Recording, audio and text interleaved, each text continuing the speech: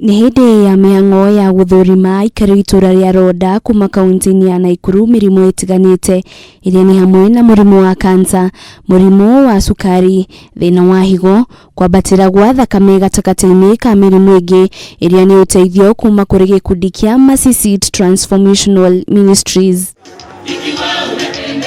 Gĩkundi gĩkĩ gĩkoretwo gĩgĩtabania ũheani wa motungata maya kũndũ gũtiganĩte kaunti-inĩ ya Nakuru. Kula na nguo na watu wanachukua for free.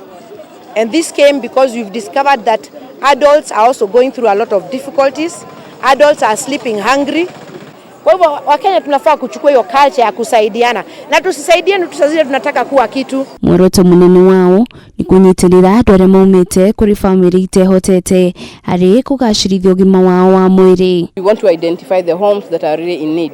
So we can also drop some of the clothes, some of the foods, viatu, we can drop to them. We have no problem. Mũingĩ nĩ ũrĩte gũthiaga gũcekwo ũgima wao wa mwĩrĩ mahinda kwa mahinda andũ ha gweterera rĩrĩa mũndũ arwara. Rafa Home Care Center. Hapa hivi Mercy Seat tumekuwa tukipima sukari na blood pressure. Hiyo ni kitu ya maana sana ukijua sukari yako iko aje na pressure yako iko aje.